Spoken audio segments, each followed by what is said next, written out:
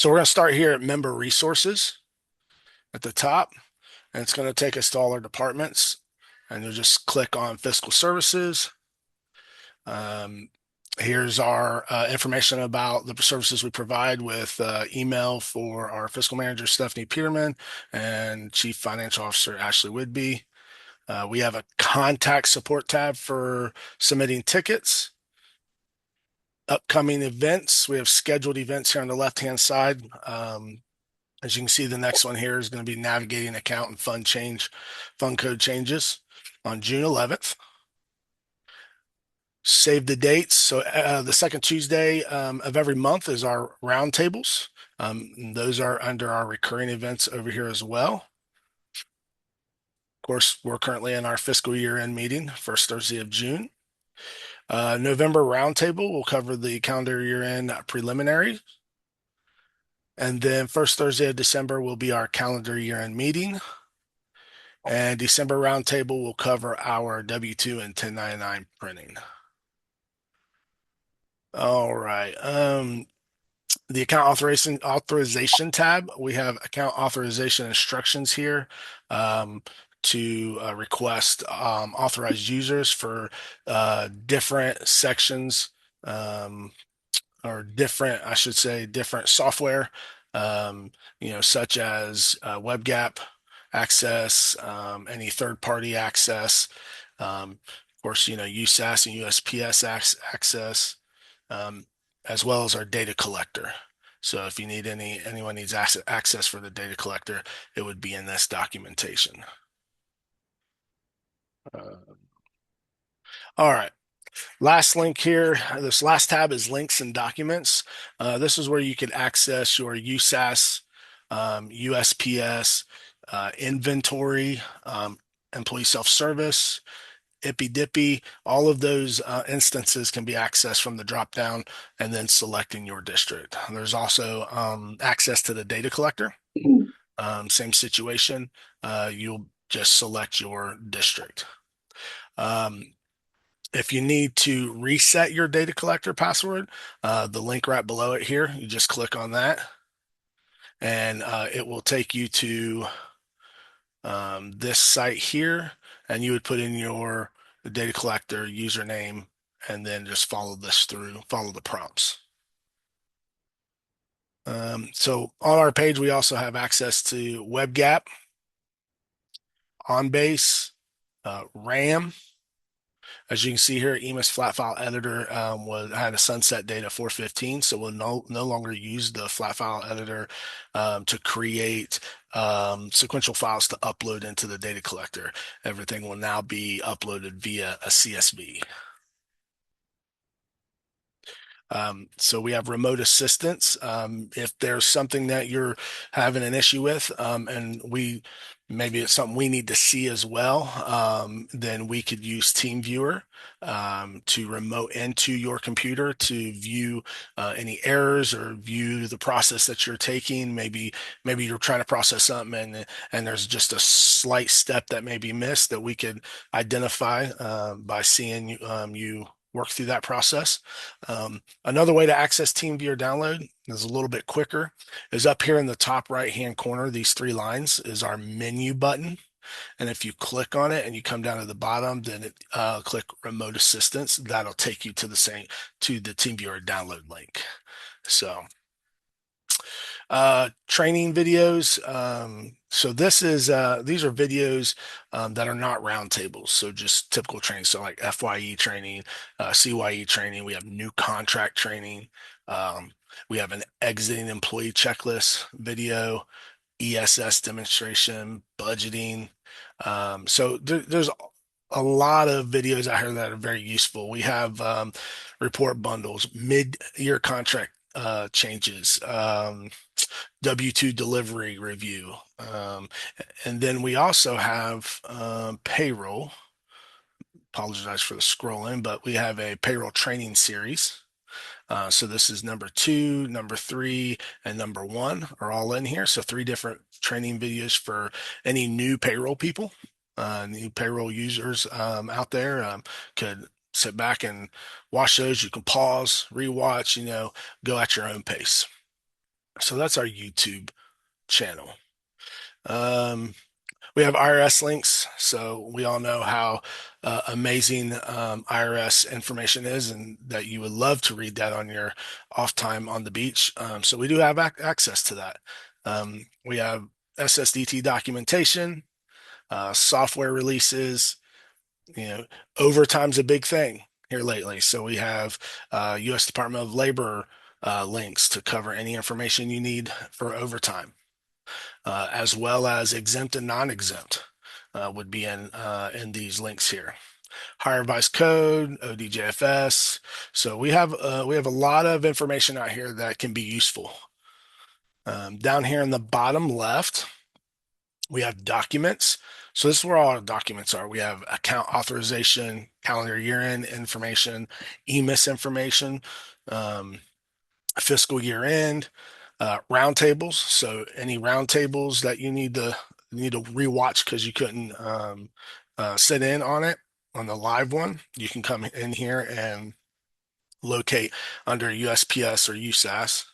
So here's our USPS preliminary checklist. We'll be covering that here, covering a part of that in the closing checklist. So if you need to re-watch this video, it is out here on our roundtable folder. And then we have USAS and USPS folders if you need any information, just some additional supporting documentations in there.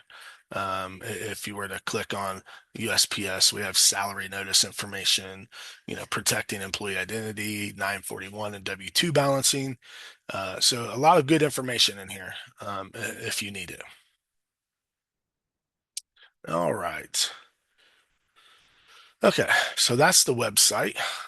So let me let's see here. I'll pull up my documents here. Okay, we're going to go into our 1 second here.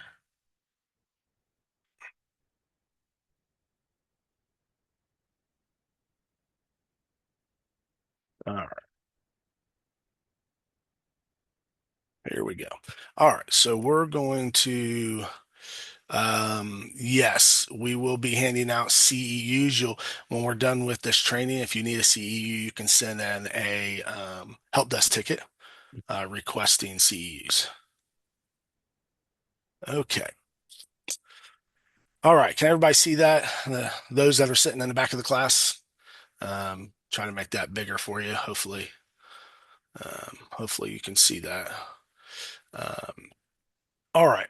So we're going to start off with preliminary checklist. So as I showed you, we have a recording covering the preliminary checklist.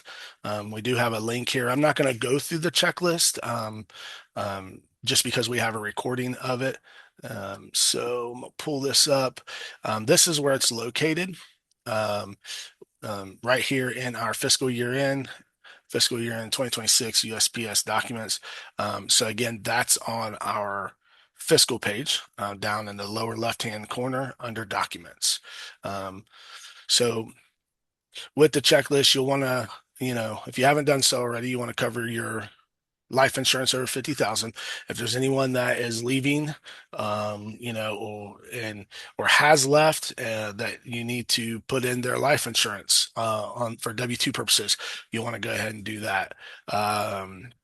STRS verification. You want to go through that. We have job calendars. If you have not created those, you could go ahead and create those now. EMIS staff reporting, which we know, everyone loves EMIS staff reporting. And so that will cover your final L checklist. And then new contracts. If you haven't started new contracts yet, you can. Not required to, but we do encourage you to get a jump start on it so you're not rushing last minute to try to get those created. So that's our preliminary checklist. Um, so again, here's our link um, to the fiscal year and preliminary checklist roundtable. If you click on it again, that's out under our roundtables folder. As I showed you earlier, it's right here at the top. Now, if it's not at the top, you can sort by date modified and just click here until the arrow is pointing down. Meeting is being recorded. Um,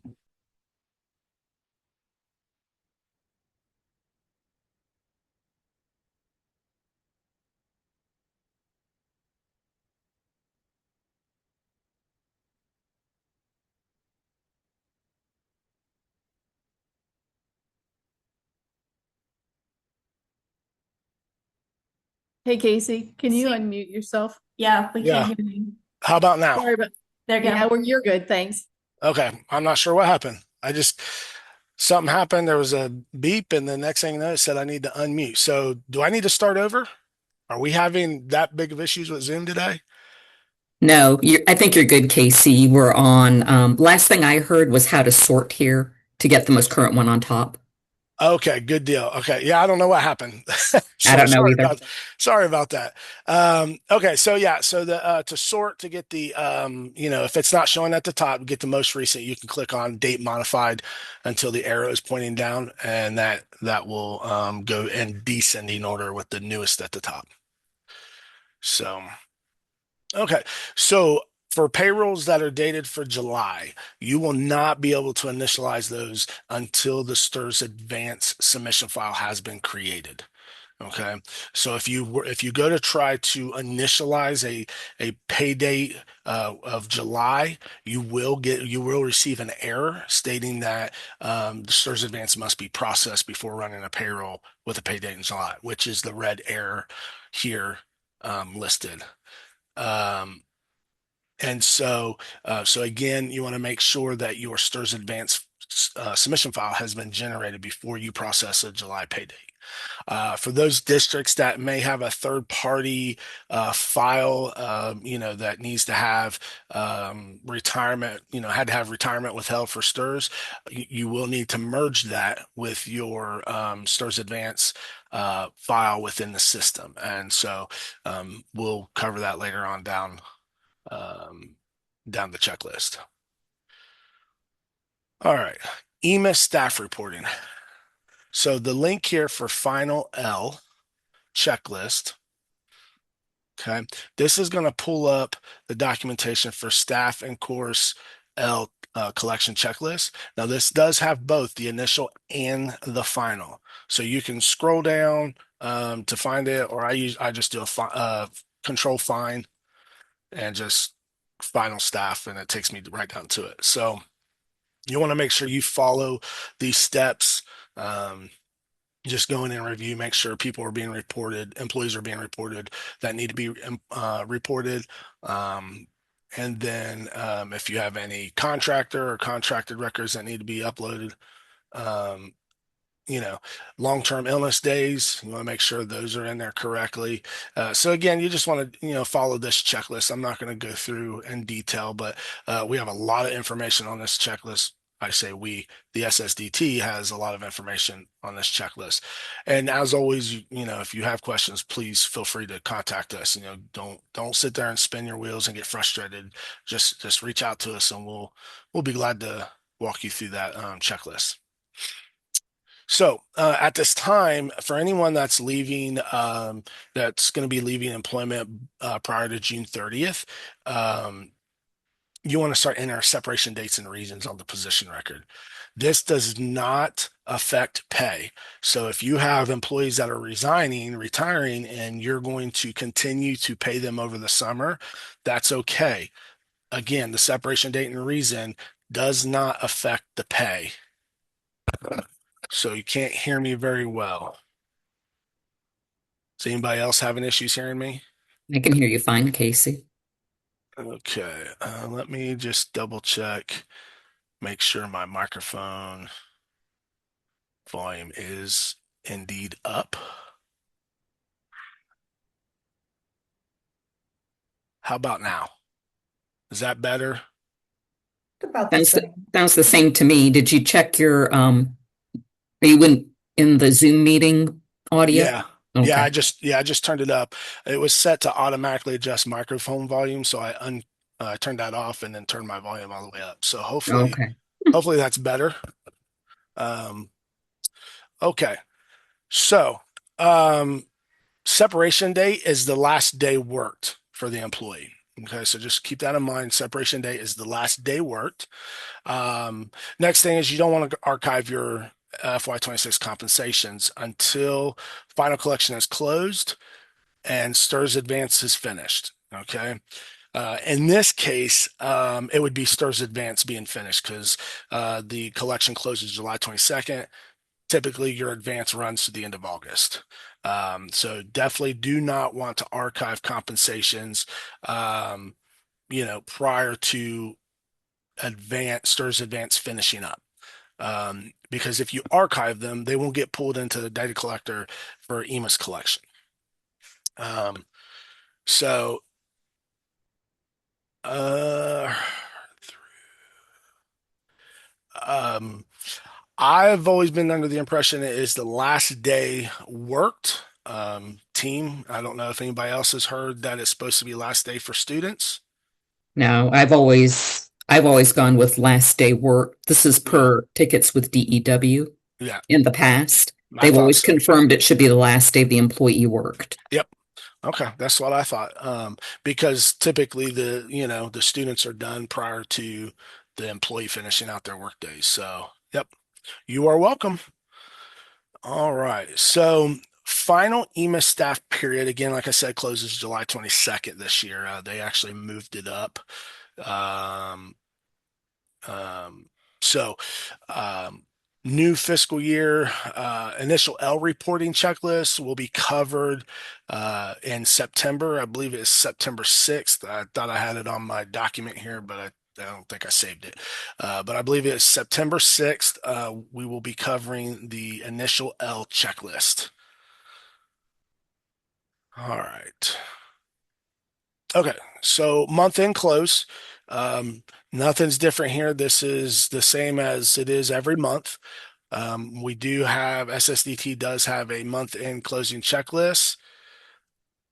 Open that up, and I'm not going to go through this and cover it in detail, but this is a list that you can follow, a checklist, and then I'm going to come down here to step 11. I just want to point out in step 11, they did add the qualified overtime report.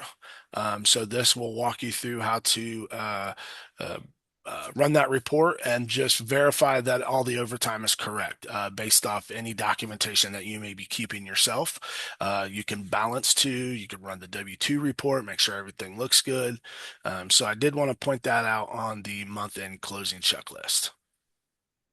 So we do have on here kind of just a couple steps just to um, kind of identify, make sure those are being done. STRS and STRS reporting, the monthly reports. Now they are optional, but they are just another tool to balance. If you want to run those and make sure someone doesn't have, 67 days in the month where there's only, 31. So those are again balancing options. So you want to make sure you balance your payroll account. You can run the outstanding checks report. And to access that, let me see here. I thought I had it up. Okay.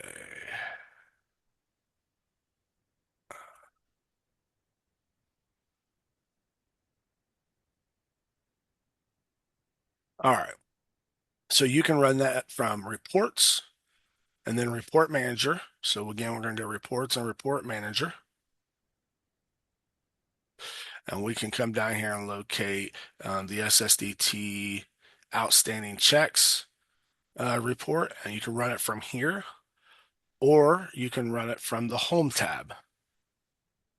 So if we scroll down and it's right here, okay. So again, you can run it from the home tab, the reports manager option. Um, um, and then there's several different ways to run reports in here, but those are the two quickest ways to run outstanding reports. Okay. You want to run your, you can go to your check register to reconcile your checks manually, or you can use auto reconcile. For those that don't know, I know in our in-person meeting this morning, we had someone ask about that. Auto reconcile, you would download a CSV file from your bank. You would then create a auto reconcile template under utilities, automatic payment reconciliation, and you would create a template based off the file that you're importing. Then you can import that file from your bank, and then when you go to payments and check register, you can then select the auto reconcile, select your template, and then you would choose your file from your bank and upload, and it'll go in and reconcile your payments for you. So that is what auto reconcile is. All right. Okay. At this time, if you have not processed any of your leave accruals, then you can go ahead and process your leave accruals for the month. All right. Any questions so far through month end closing?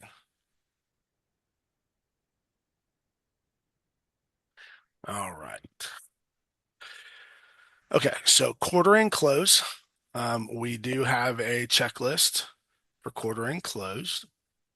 Again, I'm not going to cover through all of these in detail, but you'll just come in here and you'll follow these steps. You know, as typical, if you've been doing this for a while, you have a process every quarter. If you're new, you can follow this process, and then as you get used to it, then you can, you know, make some changes if you find something that works better than than what the previous person has done, then you can make those changes. But for the most part, you'll follow this checklist. So you'll want to, balance your ODJFS reporting, start your, run your quarter report, start balancing your gross pay, your annuities, payroll items.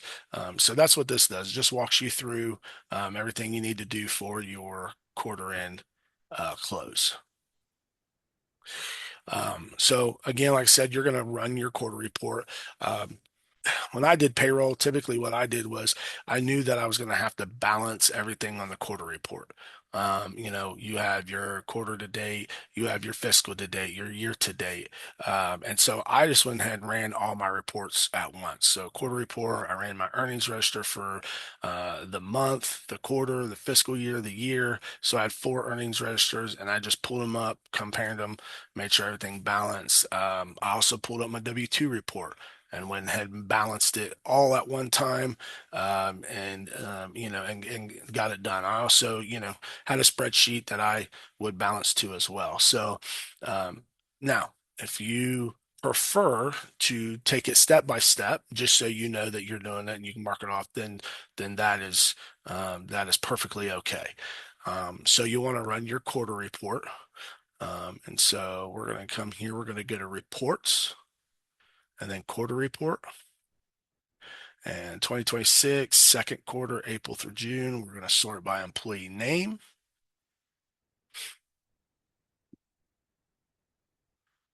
Go ahead and run that. Okay, so this is what a quarter report's going to look like. It's going to have everyone in it. It's going to have their position, what they've been paid for quarter, year, fiscal date, accrued wages, all of the payroll items.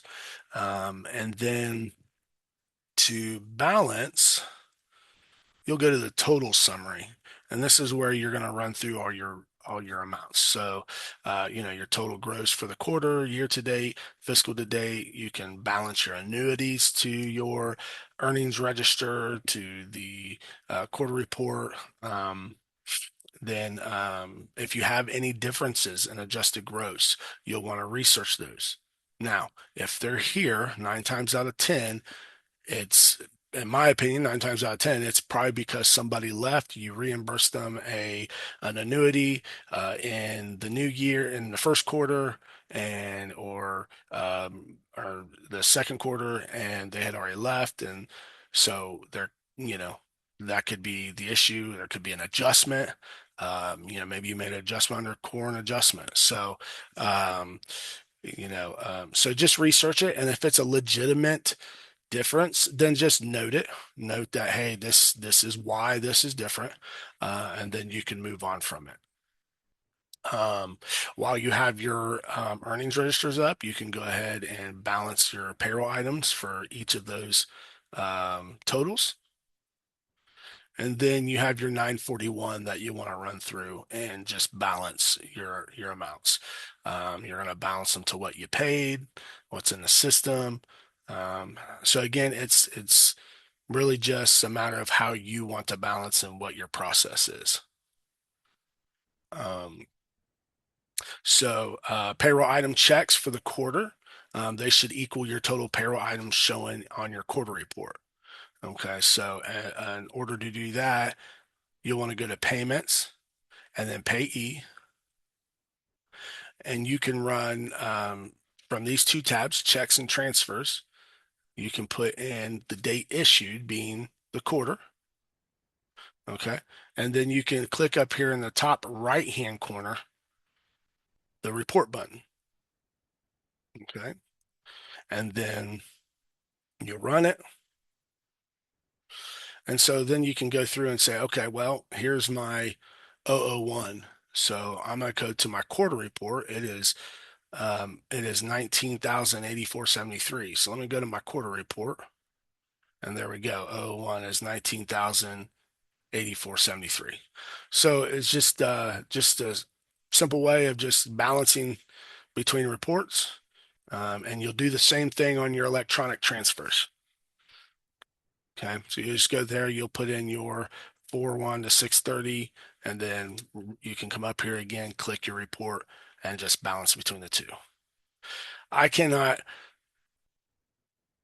specify enough or say it enough that balancing is very, very important. Like sometimes we get in payroll, we get, last minute busy trying to, get through everything.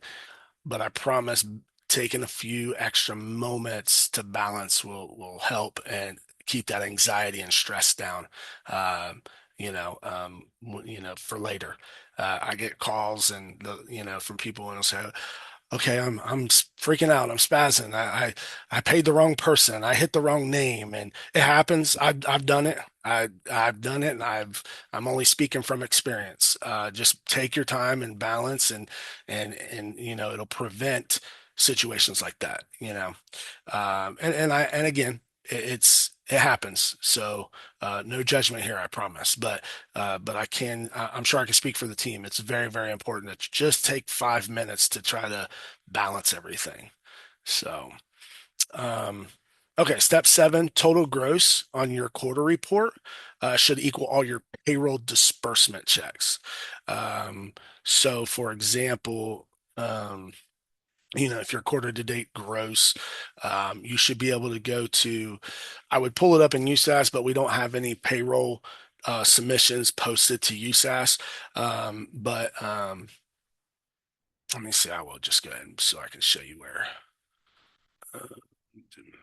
USAS. Okay. All right, so under transaction and disbursements, so again, that's transaction disbursements. If you put in, for example, the quarter, okay, and then you put a P for payroll and type. Now, again, we don't have any, but if we had some, it would show all the, it would have all the payroll transactions that were submitted from USPS and to USAS, and then you can total those up and compare them to your total gross on the quarter report. All right. Step 8, as you can see, it's red, all caps, bold, highly recommended that you balance your W-2 report quarterly. If it was me personally, I would do it every pay just to be on the safe side. It doesn't take much time at all to add it to your checklist to run the W-2 report and check for any errors, any informationals, any warnings, and just keep track of that. All right. Um, so again, run the W-2 report, balance it, at minimum quarterly, but I would do it every pay. So to run the W-2 report, you're going to go to reports, W-2 reports, and then W-2 report and submission. And then you're going to select report. Everything defaults in for you, 2026 report year. And then you can just generate your report. So once you generate your report, again, you'll want to balance out under report summary. Okay. You're going to balance out your, you got your, you can do taxable gross if you want, but you have your gross, and you can verify your annuities. If you can confirm gross and annuities, then it should match your taxable gross. And again, from here, you can do all your taxes. You can verify all your taxes to the quarter report, to the, or I'm sorry, yeah, to the quarter report on the year to date total. So when you're doing W-2, just remember that's year to date, not quarter to date. Okay. You want to make sure you complete your 941 W-2 report reconciliation. However you handle that, we do have options. We do have here the SSDT has this PDF, so you can print that off, or we have a spreadsheet right here. So again, whatever you're comfortable with, um, you balance however you need to balance, just balance to help yourself and to help keep that stress and anxiety down. So you're going to want to balance payroll item totals, taxes and annuities. As I stated, you can do verify those to your payment checks. You can also compare that to electronic transfers, to the quarter report. You can compare that to a year-to-date earnings register. A lot of ways to be able to balance. Balance gross amounts on the W-2 report to your pay reports. So again, there's several different ways to balance these reports. If you do discover errors, then you can run audit report. You could also check for voided checks, error adjustments, and or just adjustments in general. And those are adjustments under core. Error adjustments would be under your payroll items, things like that. So step 9, process outstanding payables. So we want to verify that you have no outstanding payroll items in your outstanding payables. So under the processing and then process outstanding payables, just make sure all of these are posted before you close the fiscal year. Step 10, employer distribution amounts. So this is only if your district keeps track of the board payroll items within USPS. And so that would be under reports and then employer distribution. So reports and employer distribution. Now, the start and end date are pay dates. Those are not the date ranges. So it's your actual pay dates. So if you want to run it for the month and you put the 1st through the 31st, it's just going to include all pay dates during that month. If you just want to do a specific pay, so you would say your pay date's on the 30th, you would put start date of the 30th, end date of the 30th. And then you would just select whichever payroll items you want to run and generate your report. So once you generate that report, then you could go over to USAS and look up those vendors and just total those vendors and compare it to your employer distribution report. And on the USAS side, you would do that couple ways you can run a disbursement report on USAS. So you could come home and you can come down and you can run a disbursement summary or a disbursement detail, and do it that way. Or you can go to transaction and disbursements, and then you can filter by whatever vendor name it is, and then put in your date range, whether it's for the year, the quarter, the month, fiscal to date. But that's how you would balance out your employer distributions. All right. You want to complete any required quarter end submissions, 941, Schedule B, state, school districts, cities. The reason we don't list these out in detail because every district has something different. And so you just have to be cognizant of what you file. So just make sure you have your list and go ahead and complete those filings. So city withholdings, you can just take the gross times the percentage to make sure the tax withheld and what was submitted balance out. If you have any mobile employees that drive around to do work in different areas, just know that those could cause discrepancies. All right, 13. So ODGFS report. As it states here, you're going to go to reports, ODJFS reporting, and then ODJFS report. So again, reports, ODJFS reporting, and then ODJFS report. Okay. I don't know if we have anything here. I'll generate the report. While this is running, anybody have any questions, thoughts, concerns, booze, tomatoes, anything? Okay. So here is your ODGFS report. So in this report, you're just going to make sure everyone has the proper weeks. Make sure that they have gross wages, quarter to date, JFS wages. So just kind of want to go through and make sure they have that information. And then at the bottom, you can balance out your totals. So once you have all that balanced, everything's verified. If you need to add weeks or any gross wages, then you could go to core and adjustments and add that information. We do have an ODJFS balancing document. And so it's, this will walk you through. It covers the ODJFS report, talks about student workers, wages reported, no weeks, weeks reported, no wages, where the reportable flag is, the 12th of the month issue, and then, employee paid in quarter but missing from ODJFS.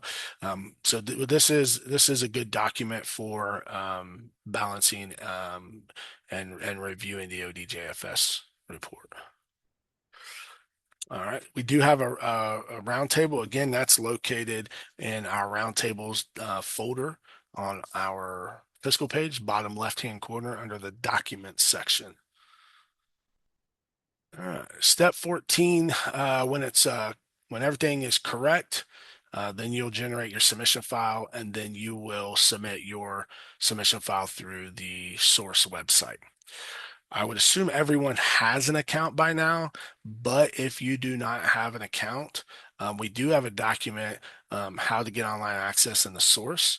And so that's going to be under our fiscal page at the bottom under the USPS folder.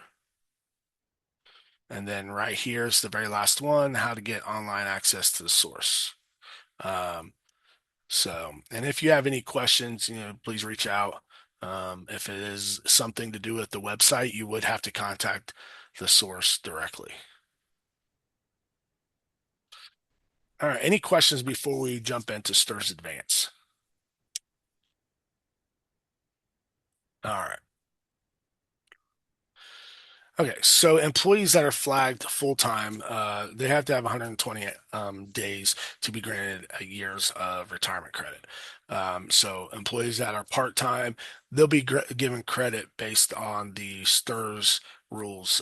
It's the retirement credit tree breakdown. There's a calculation that's um, hard coded into the software. So that'll calculate for you. If you're not sure of if someone should be part time or full time, then just you can contact STRS and they'll give you a ruling on that. So after all June pays are completed before processing STRS Advance, um, that says after all June pays, I would maybe try to do it prior to the last pay in June. If you're wanting to do an early contract payoff prior to June 30th. So if you're wanting to pay somebody off before STRS Advance is created, then you'll definitely want to make sure you do that before the last pay in June. So in order to make that change, you would just edit the compensation, change the pays and contract, and just be aware that once you do that and you hit the calculate button at the top, it will recalculate the pay per period. Um, any docs over the summer. So what you could do, there's a couple different ways to handle this. One way is you can enter the doc information into future. So if you know that you're going to doc $300 for each of the 4 pays in June and July, then you can go ahead and enter 4 different entries in the future. Once you run the advance, then that will be included in the advance report. And then you can go in and you could delete the doc from future and then process that doc on those specific pays. That's one way. Again, there are a couple of different ways you could, get the doc set up to spread over the remaining pays from within the compensation record. Um, you know, but but again, that's just based off what you want to do, what your preference is. STRS, so STRS Advance. So under reports, STRS reporting, and STRS Advance, you'll have 3 reports: non-advanced positions, advanced positions, and advanced fiscal year to date. So the non-advanced will be a report of all your employees that are not advancing, and it'll have the fields of days in contract, days worked as of June 30th, contract obligation, and amount due. So those individuals are the individuals that actually have work days in July. So they would not have completed all work days prior to June 30th. That's typically your superintendent and any administrators that may have days in July. Um, Everyone else would be on the advanced positions report. So that's going to report all your advancing positions. And so that criteria would be more than 1 pay remaining and work days must equal. Um, so they must match. So those individuals will show up on that report. You'll see service credit, contract amount due, advanced amount, and a rehire retire flag. The fiscal year to date report, that's going to report all STRS employees, and that's going to show you service credit, STRS days, earnings, STRS employee amount, advance amount, and the rehire retiree flag. Now, on this report, if there's an error or a warning of any kind, you'll want to make sure that you identify that, research it, and correct it if need be. All right. Now, once you do all that, at the bottom of the fiscal year to date report, you'll see totals, tax and non-tax. So you'll want to balance your STRS advance reporting, your amounts. So those amounts should equal the amount deposited with STRS during your fiscal year plus the amount of accrued contributions on summer pays. So just remember that even though you're trying to get everybody on the advanced report that should be on there, don't forget that you want to balance your advanced amount. Um, Step 16, once everything's been verified, then you can go run your generate your submission file. Once you generate it, you'll save it to your desktop, and then there's an option in here that you can upload. So under reports, STRS reporting, and then STRS Advance. So again, reports, STRS reporting, and STRS Advance. You would put in the date of your academic year. Okay, so first day work, last day work. And then you can you'll run your non-advance just to make sure everyone's on there that needs to be on there. If there's somebody on there that doesn't need to be on there, then you would just need to go into their compensation record and make sure that their days worked, their contract days match their days worked. You'll run your advanced position, balance it, and then your fiscal year to date and balance it. Once you generate your submission file and you save it to your desktop or folder of choice, you'll then select the choose file button here, and you'll go and you will find your file and then submit upload file to STRS. You will receive a small white box at the top that has your confirmation number. You can screenshot that, put it on a Word document and print it out. Once you submit it, you will receive an email from STRS. Give it a few hours. If you don't receive an email, I would reach out to them and find out if they received it. If they did not receive it, you may have to just upload it again. All right. Once you're in STRS Advance, you can go to the configuration and view the STRS Advance box and the STRS Advance amount. Okay. To access that, you're going to go to Core Organization STRS Advance Configuration. All right. So that is located under Core, right here under Organization. And you have Advanced Amount. So once you create the advance, your advance amount will show here. The advanced mode box will be checked. And then once you submit it to STRS, you'll see a date and timestamp for when you submitted it. Now, amount paid back, once you start processing your pays in the summer, you will start seeing this amount increase. So for each STRS advance amount that's withheld through each of the payrolls, it will be added in the paid back. And at the end, your paid back should match your advance amount up here. Okay. And so right here, each time outstanding payables are processed for STRS, the advance paid back field on the configuration will increase by that amount. All right, step 17. So again, districts using third party for STRS will need to merge their file with the STRS file. You do not want to send this to us through help desk because it does have sensitive information. But we can do remote assistance to help you if you need to, if it's not formatting correctly, or if you just need assistance running through the process. Here are the detailed instructions.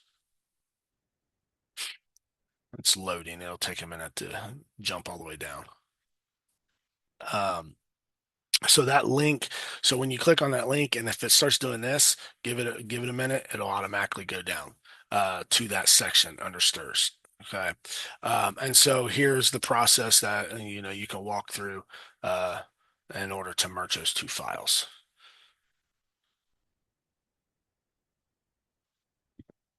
All right, step 18, submitting, holy moly, submitting your STRS advanced file. If they don't send, or I'm sorry, submitting your STRS advanced file, either single file or merged file, you'll just want to go to STRS reporting, STRS advanced, and then again, choose your file and upload it. So again, if you're merging, you don't want to send them separately. You want to merge them and then send them to STRS. All right, step 19. So just a reminder, you can verify your STRS advanced file has been submitted by going to the core organization, and that date and timestamp that I was telling you about will show up there. It is due to STRS by the first Friday in August, so keep that in mind. As I stated before, once you submit it, you will receive an email saying they received your file. And if you do not, just contact STRS, and then you just have to upload it again through step 18. All right. Step 20, quarter end closing completion. So SIRS surcharge report um, can be created at this time. You can run that. In order to do that, you'll go to reports, SIRS reporting, and SIRS surcharge. So again, reports, SIRS reporting, and SIRS surcharge report. And then you would just select um, how you want to sort that. And then if you want to include fixed pay accounts, you can change the formatting, and then you just generate that account.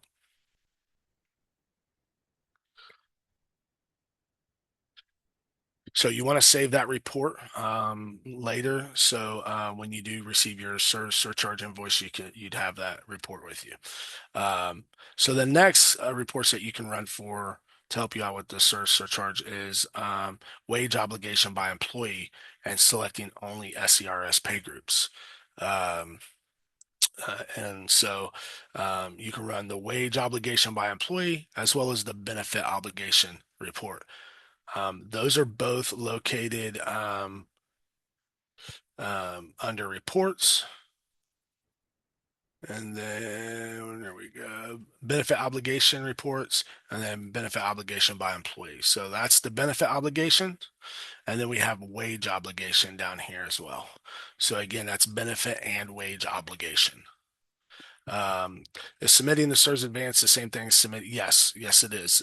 So when you submit the STRS advance file, that is the annual report that you're submitting to STRS. Good question.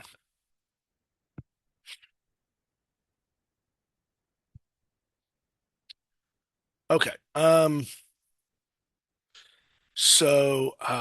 Again, you want to save your wage and benefit obligation reports for your STRS liability report for the auditors.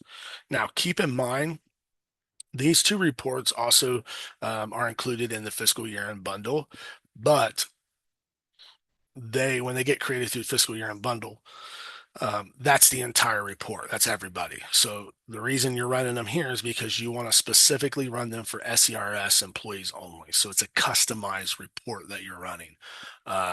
So just keep that in mind. Okay.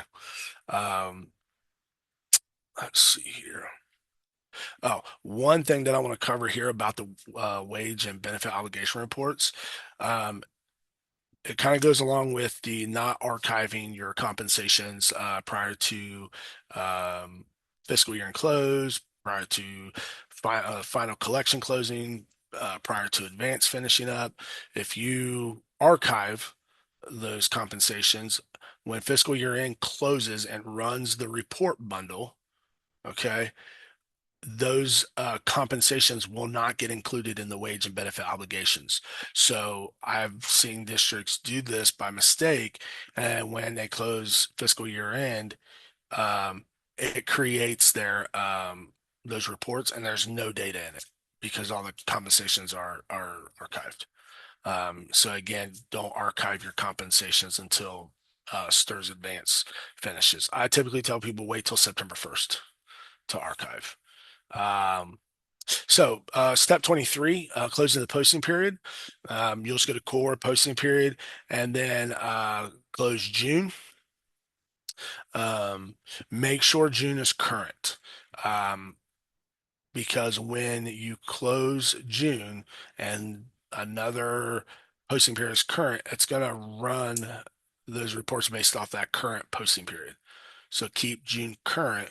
And it does take longer than most normal month-end closings, so we suggest maybe running it at the end of the day. So right before you leave, just go in there and close June and let it run, and then when you come in the morning, be ready to go. All right. Okay, so the all the reports will end up going into document storage, which is the new file archive. So again, that's document storage. That's under utilities. Pretty much, it's pretty similar, but there's some added features, such as a search feature that you can search all files within document storage. It's pretty nice. So just keep that in mind. It'll be under utilities and then document storage. All right, so we've completed the fiscal year end closing procedures. So post fiscal year end closing items. Restrictions during your advance. Do not change position numbers on your employees that are in advance. This should be done after advance is finished. It's red and bolded, so it's pretty important. So again, you don't want to change position numbers until advance is finished. uh, New payroll items that get assigned to positions, you want to hold off creating those until after the STRS advance is completed. So again, you don't want to create any new payroll items tied to specific positions until STRS advance is finished.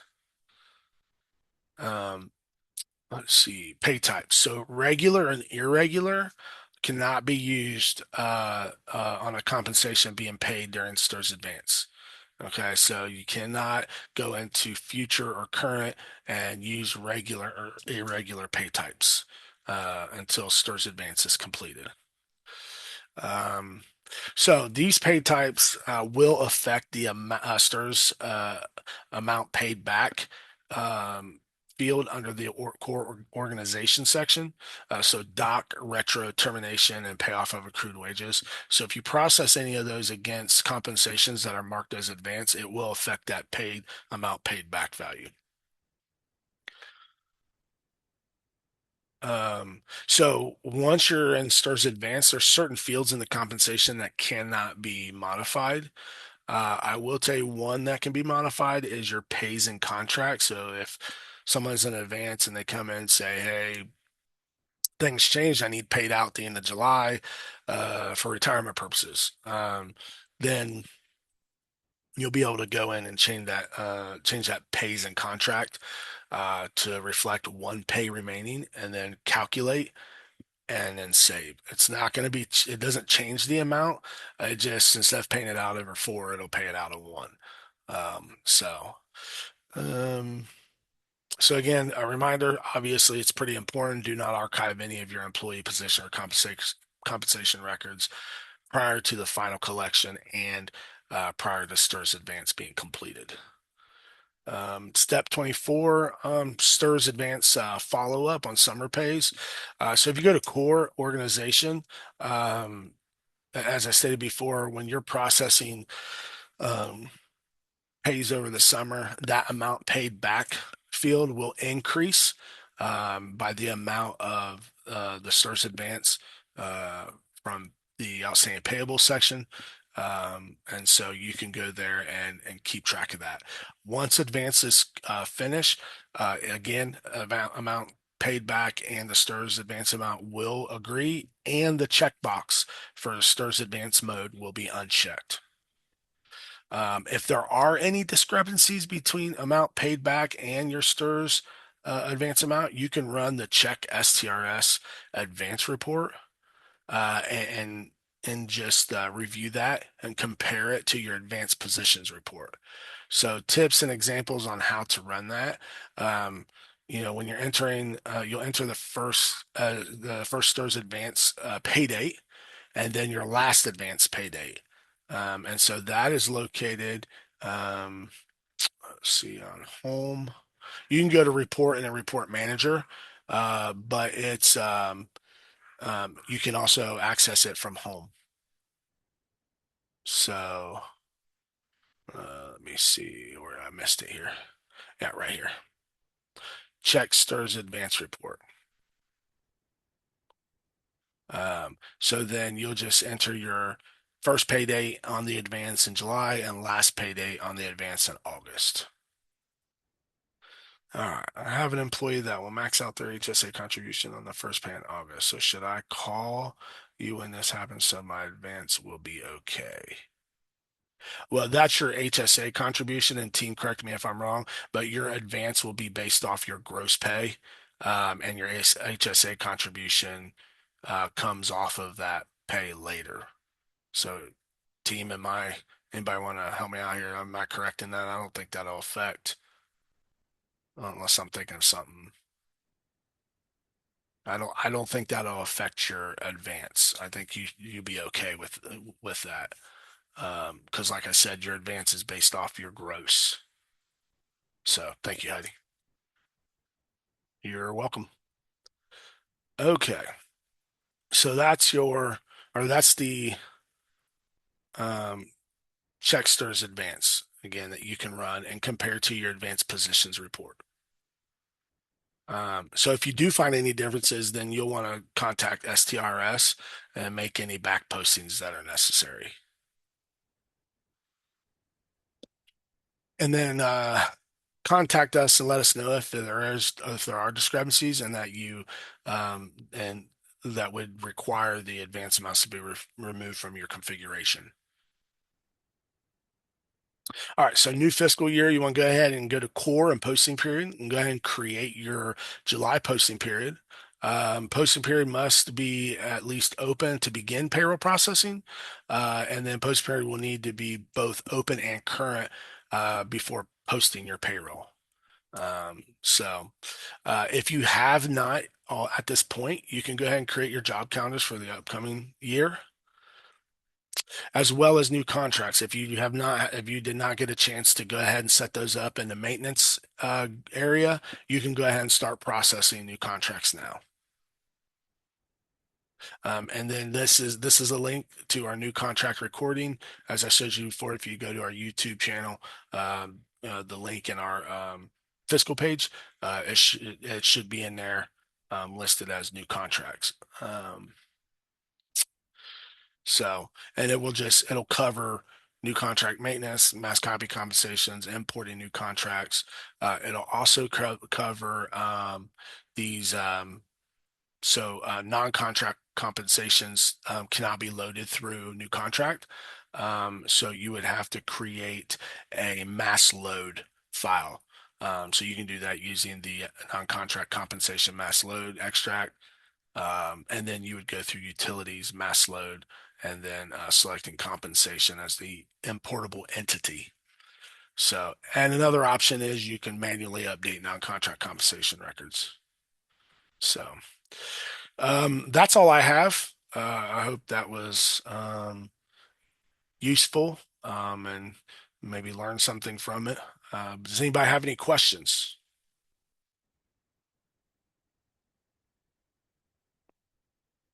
Comments, concerns, complaints to my supervisor?